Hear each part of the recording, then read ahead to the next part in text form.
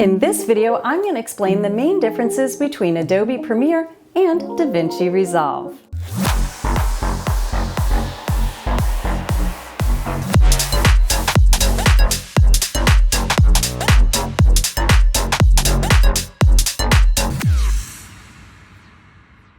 Hi and welcome back to DIY Film with Merle Becker, the channel where I help you make better videos. Alright, as most of you know, I'm a Premiere girl. Decades ago, yes decades, I started using Adobe Premiere alongside Avid and Final Cut Pro. 9. I stopped at X. At the time, DaVinci Resolve was color correction software.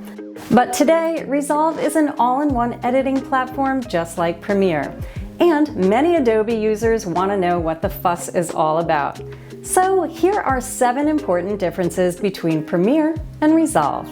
Stick around to the end of the video where I give you my recommendation on which one you should be using. 1. Pricing model. First off, Adobe Premiere is a subscription-based model, meaning you pay annually or monthly to use the software. And you have access to regular updates as well as integration with other Adobe apps. But if you cancel your subscription, you can no longer use it. At the time of the making of this video, a Premiere subscription costs around $23 a month when you sign up for an annual plan. Or it's around $34.50 a month if you're paying monthly. Adobe also offers the Creative Cloud application bundle, which includes industry standard software like Photoshop, Illustrator, and Lightroom as well, which will cost you around $70 a month with an annual contract. Or you can also get a scaled down version of Creative Cloud with the 5 most popular softwares for $54 a month with an annual contract. Looking at DaVinci Resolve, DaVinci offers a robust free version that lets you edit, color correct, and handle audio and create visual effects all without paying a cent. If you want more advanced features, you can also upgrade to Resolve's Studio. The Studio version adds tools designed for high-end film and broadcast and professional post-production workflows, including AI features, advanced color tools, and team collaboration. In short, the free version covers the essentials, and the Studio version is built for professional workflows. At the time of the making of this video, the Studio version is a one-time fee of $295, and you own the software for a lifetime. 2. User interface and learning curve. Premiere and Resolve look different when it comes to the interface. Premiere has a classic timeline and project panels layout, which is familiar to editors who worked in Avid, Final Cut Pro 9, and more. DaVinci Resolve is more of what is typically called a page-based layout, meaning that there are different tabs or pages with cut, edit, color, audio, and deliver at the bottom. Both are pretty intuitive, but if you've been editing on other platforms already, you'll be a bit more comfortable with Adobe Premiere's layout. 3. Performance and playback. As mentioned, Premiere is an older editing platform which has evolved over the years. It was originally built to accommodate footage with a wide range of codecs, third-party plugins, and other Creative Cloud apps. As a result, Premiere does its own work to make a bunch of different stuff run smoothly. It relies more heavily on your computer's CPU or central processing unit, the computer's brain, to do the work. This means that the program's responsiveness varies by footage codecs and your computer's hardware configuration. So sometimes it's fast, sometimes it's a little slow. By contrast, DaVinci Resolve was built from the ground up for color grading. And at this stage of the edit, you're generally working with higher resolution footage.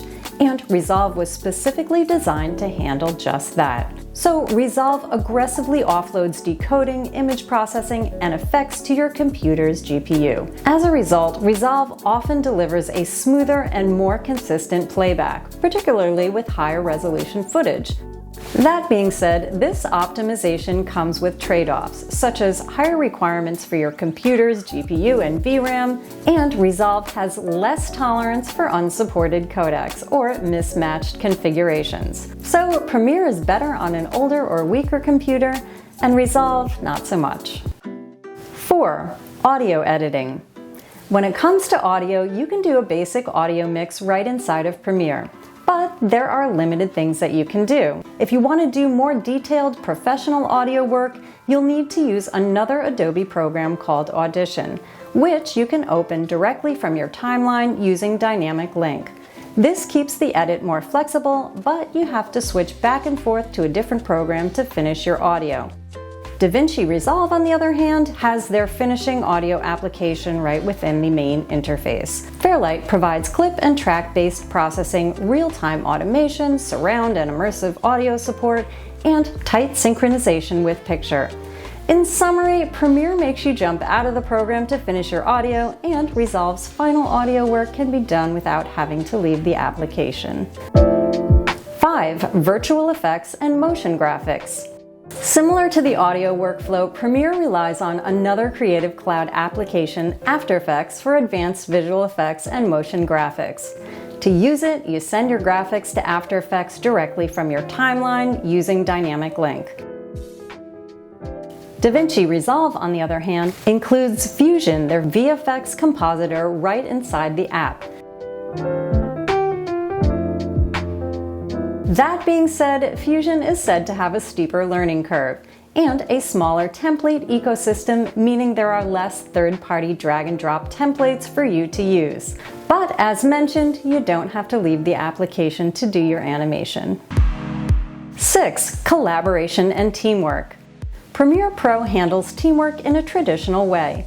Media files are stored in a shared location such as a local server, NAS or network-attached storage, or cloud-synced drive.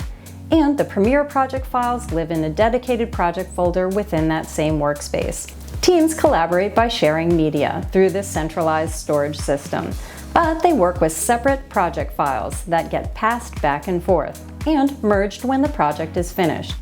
DaVinci Resolve is also built so multiple people can work together at once, but the difference is that editors can work on the same project with the same high-resolution footage at the same time. Editors, colorists, and audio mixers can all make changes simultaneously and see updates in real time. This makes Resolve especially useful for larger teams, though it does take more setup to get everyone connected properly. 7. System requirements and hardware use.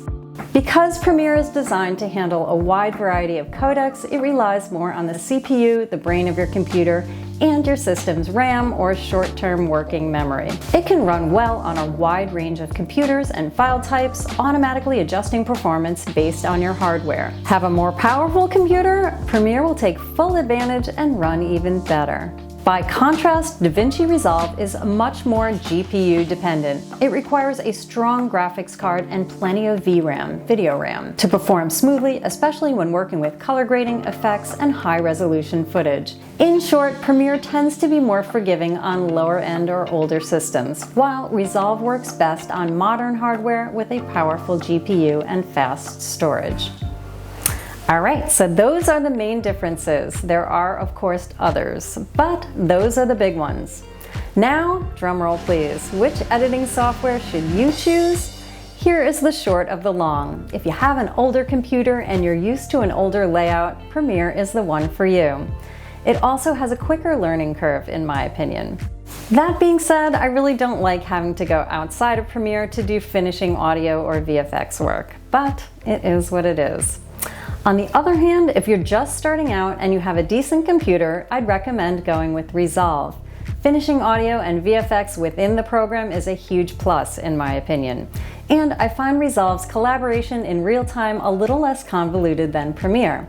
That being said, there's a little steeper learning curve with Resolve, and you need a more expensive computer to get up and running. Alright, I hope you found some of this to be helpful. Leave a comment below saying which platform you use and why. And be so kind as to give the video a thumbs up, subscribe and hit the bell so you know when the next one is posted. And I will catch you next time.